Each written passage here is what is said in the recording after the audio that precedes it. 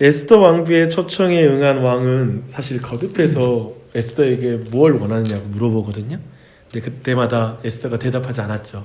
근데 에스더는 또 한 번 이번 또 잔치를 배설하고 나서 첫 번째 잔치에서도 간청했던 한 가지는 뭐냐면 다음 날 한 번 더 하만과 함께 잔치에 참여해달라는 그 말을 부탁합니다. 우리는 굉장히 지금 긴급한 순간인데 지금 매우 시간이 촉박한 상황인데 우리는 왜 에스더가 여유를 부르는지 정확하게 그 이유를 알지는 못해요. 하지만 6장에서 에스더가 계산한 것 이상의 일이 그날 일어난다는 걸, 즉 연장시켜서 자신의 청하는 것을 아뢰기로 결정한 그 시간에 너무나 많은 일이 벌어진다는 것을 통해서 지금 이 무대 속에서 뒤에서 일하시는 하나님의 손길을 우리는 더욱더 보게 된다라고 볼 수 있습니다. 먼저 에스더 왕비의 잔치에 다녀온 하만은 우쭐하여 모르드게 죽일 생각을 하고 여러 가족과 함께 사람들이 모의하잖아요. 그렇죠? 그래서 23m 높이의 나무를 세우라고 한 것을 우리는 5장의 내용에서 마무리로 볼 수 있습니다. 근데 사실 한 가지 지금 그 사이에 벌어진 일은 뭐냐면 여유 부렸다가 상황이 더 위급하게 되었다라는 것이 첫 번째 상황이죠. 그 상황이 벌어진 거예요. 그러나 그날 밤 왕이 잠이 오지 않아요. 두 번째 일이 그날 밤 벌어져요. 그 뭐냐면 일시적인 불면증이었던 것을 보입니다. 또 하필 잠이 오지 않습니다. 이것도 놀랍고요. 근데 왕이 갑자기 궁중일지를 가져와서, 즉 역대 일기를 읽어달라고 말하는 것이죠.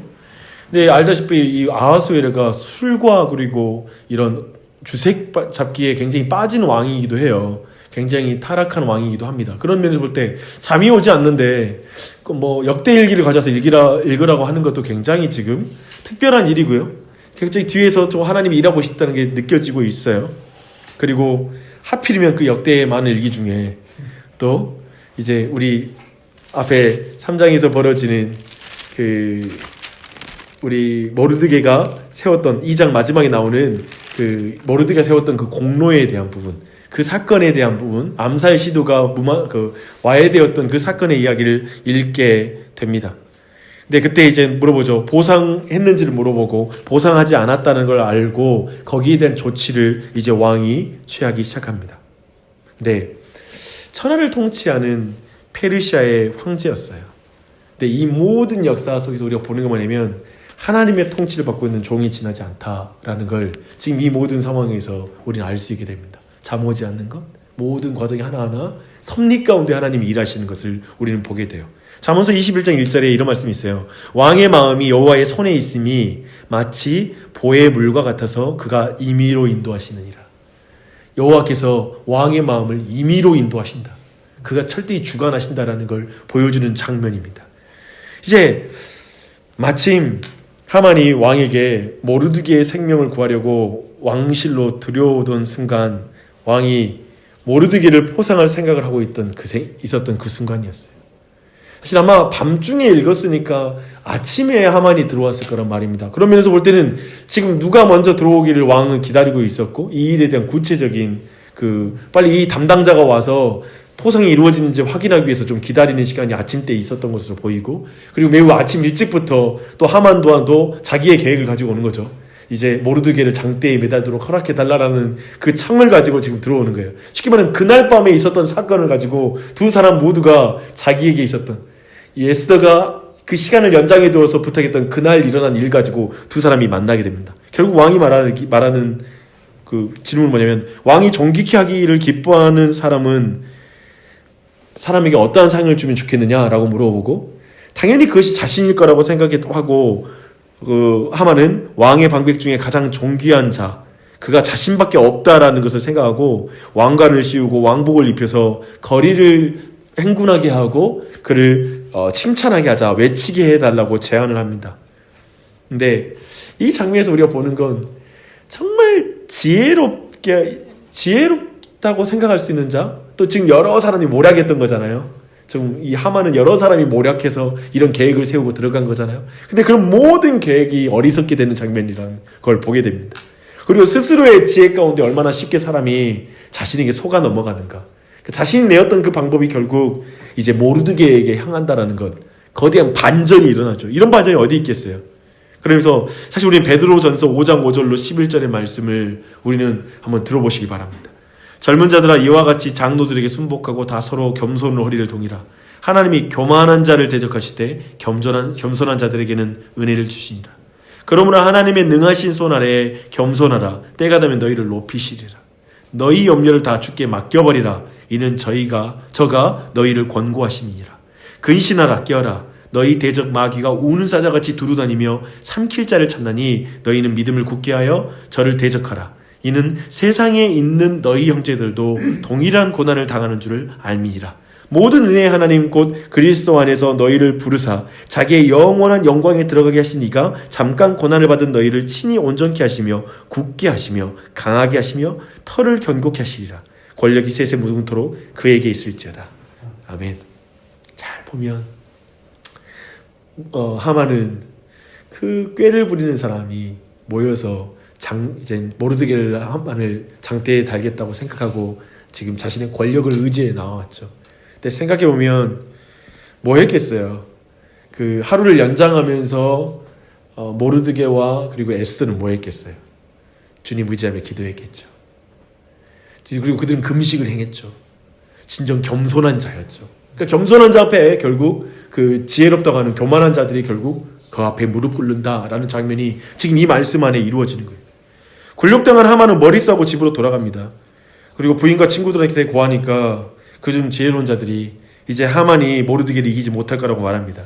그럼 하만은 이 말이 마치기 무섭게 집에 찾아온 왕의 내시들에 이끌려 에스더가 베푼 잔치에 끌려가지 않을 수가 없었어요.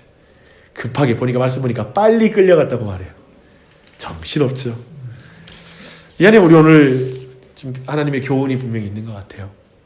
에스더도 모르드게도 이 모든 일이 하만의 집과 왕의 침실에서 일어나고 있는지를 어떻게 알 수 있었겠어요? 두 사람 전혀 몰랐을 거예요. 지금 어떤 일이 그날 밤 하나님이 어떤 일을 행하는지 그들은 전혀 몰랐을 거예요. 다만 하루 왕을 위한 잔치를 베풀었으나 이제 둘째 날 기도하면서 아까 말한 것처럼 기도했을 거예요. 하나님 도와주세요. 이 밤에 하나님이 일해 주세요라는 기도를 분명히 들었을 거예요. 알았을 것입니다. 그러나 하나님은 기도하는 자들이 알기도 전에 이미 자기 백성을 위해서 일하고 계시는 분이세요. 우리가 기도할 때 우리가 알지 못하게 하나님 먼저 일하고 계시는 분이십니다. 이것은 얼마나 큰 위로인지 몰라요. 우리 모두에게 위로가 돼요. 기도하는 자들은 항상 그렇게 말하잖아요. 언제까지 더 기다려야 됩니까? 하나님 언제 행하시겠습니까? 라는 말을 우리는 자주, 기도하는 사람들은 한 번쯤 그런 기도를 안 할 수가 없어요. 저는 아무리 믿음이 뛰어나도 그런 말을 안 할 수가 없는 것 같아요. 왜냐하면 우리의 지혜, 우리의 타이밍이 항상 옳기 때문에 하나님의 때와 그 지혜의 넓이를 모르는 인간의 존재로서는 하나님 언제 이루어집니까? 라는 기도를 우리는 피할 수가 없어요. 그런 걸 할 거예요. 계속해서 하나님께 묻지만 하나님은 이미 다른 사람들을 통해 속에서 이미 환경 속에서 이미 일을 시작하셨고 차근차근 이 일을 진행하고 있다는 사실을 우리는 꼭 기억해야 됩니다. 하나님이 일하십니다. 이것이 얼마나 큰 위로인지요. 여러분이 기도를 시작하는 순간에 하나님께서 이미 일을 시작하셨다는 사실을 분명히 아셔야 됩니다. 또한 하나님께서 하만의 욕심을 통해서 모르드게를 높이는 일을 한번 보십시오. 기가 막히죠. 얼마나 그분의 하시는 일이 신묘막측해요. 너무나 드라마틱해요. 이런 경우를 어쩌면 드라마보다 더 드라마 같은 현실이다 라고 이렇게 우리가 부르는 것 같아요.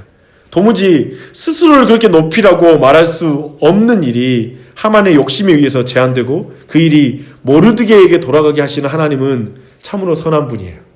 분명히 하나님은 그 결과 악한 자들을 향한 분명한 심판과 주님이 또 주님의 백성들을 분명히 기억하는 역사가 이 안에 이루어져요. 또한 우리는 어쩌면 과거에 생각해보면 모르드게가 인정받지 못했던 공로였잖아요. 또 우리가 세상에 살아갈 때 인정받지 못하는 선행이 너무나 많잖아요. 우리가 참았던 순간들, 우리는 이 세상 앞에 보상받지 못하는 순간들이 있었잖아요. 근데 이걸 사람이 잊어도 하나님은 잊지 않고 그걸 통하여 하나님의 일을 이루시는 방법으로 쓰신다는 면에서 어쩌면 우리가 이 땅에서 보상받지 못하는 신자의 선한 삶, 보상받지 못하는 것 같은, 이 세상에서는 알아주지 못하는 것 같은 그 삶을 신실하게 살아야 될 이유가 여전히 있다.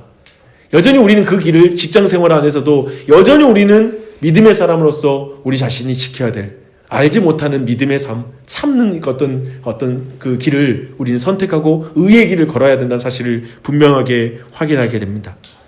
하나님이 기억하신 일은 적당한 때에 하나님께서 적당한 사람으로 기억하게 합니다. 그 일이 생전에 일어나지 않더라도 주의 나라에서는 반드시 기억됩니다. 주의 그 능하신 손 아래에서 겸손하게 그리고 겸손하게 행하는 우리가 됐으면 좋겠습니다. 기도하시겠습니다.